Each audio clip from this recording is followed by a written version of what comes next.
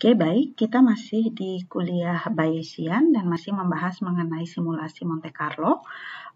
Pada kesempatan kali ini kita akan membahas mengenai posterior inference untuk for arbitrary functions. Jadi, simulasi Monte Carlo dilakukan tidak hanya misalkan kalau permasalahan kita semula adalah di Bayesian kita mau mengestimasi mengenai parameter theta.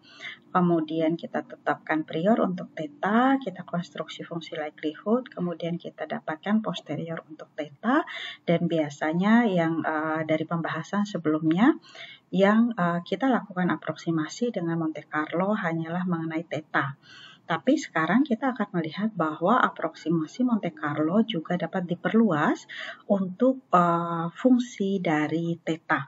Dan disinilah sebenarnya peran dari aproksimasi Monte Carlo itu lebih terlihat. Karena apa? Coba kita perhatikan ilustrasi berikut. Ya, jadi, kalau pada contoh sebelumnya, gitu ya, kita misalkan kita balik ke permasalahan sebelumnya yang pernah kita bahas.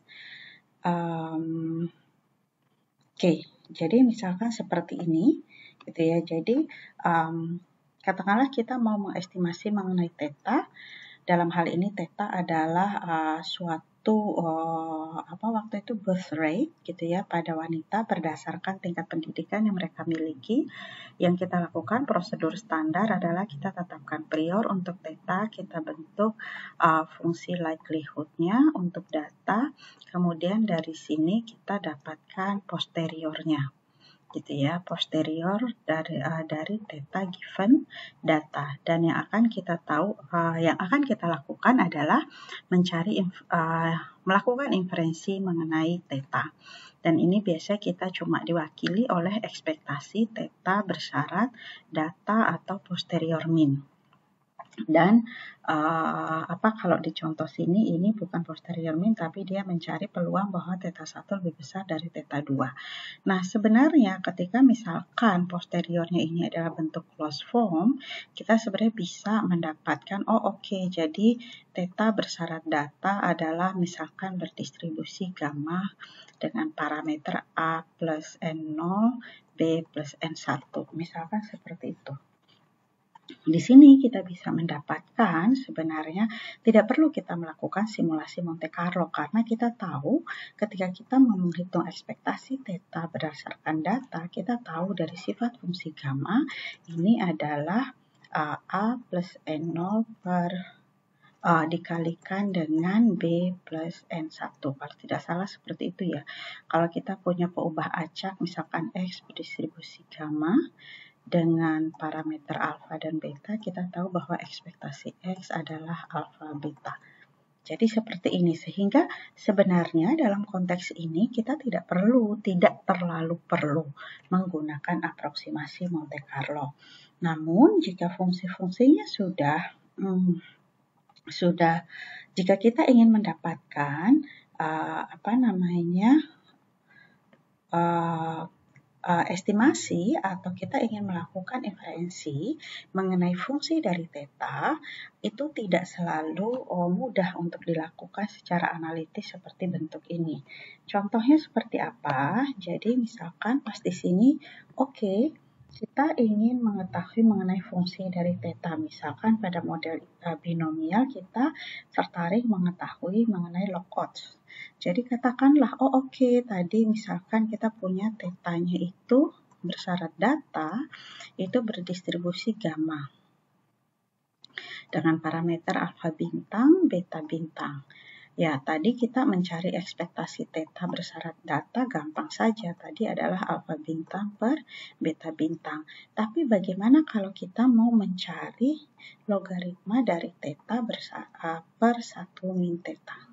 Bagaimana kalau kita mau mencari tahu ini? Tentunya ini adalah theta bersyarat data ya, theta bersyarat data.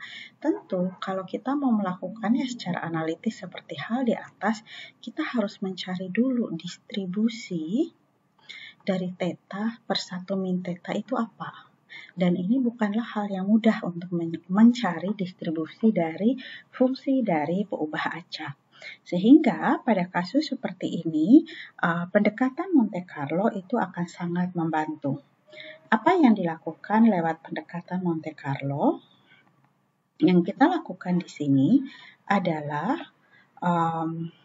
kita tetap melakukan pengambilan sampel mengenai theta.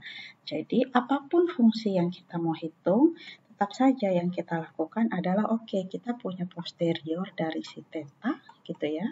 Maka tetap yang kita ambil sampelnya adalah theta, kemudian kita akan hitung fungsi dari theta apapun yang kita inginkan. Gitu ya. Jadi misalkan di sini kita ingin mengetahui mengenai log theta per 1 min theta, maka kalau kita mau mengambil sampel ukuran misalkan sampel sebanyak S, kita punya theta 1, kita punya theta 2, dan seterusnya sampai theta pada iterasi ke S. Nah, maka ya kita hitung saja G dari theta 1, G dari theta 2, dan seterusnya sampai G dari theta S. Yang dalam hal ini kalau yang kita inginkan adalah log odds, ya sudah di sini kita hitunglah theta 1 per 1 min theta 1 dan seterusnya sampai di sini adalah theta pada iterasi ke S 1 min theta pada iterasi ke S. Kemudian apa yang akan kita lakukan?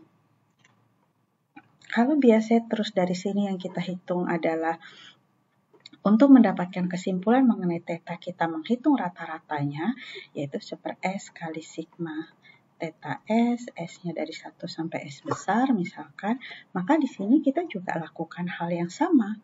Gitu ya. Jadi, di sini tadi log odds, berarti ini hitung log, dan seterusnya log. Maka di sini aproksimasi kita untuk log odds yang sesungguhnya ya sudah kita rata-ratakan saja. Jadi sigma log theta per 1 min theta, untuk tetanya tadi dari theta S gitu ya, S kecil, untuk S kecil dari 1 sampai S dibagi dengan 1/S. Itulah cara kita melakukan aproksimasi dari fungsi-fungsi dari theta, di mana theta menggunakan distribusi posterior yang dimiliki oleh theta.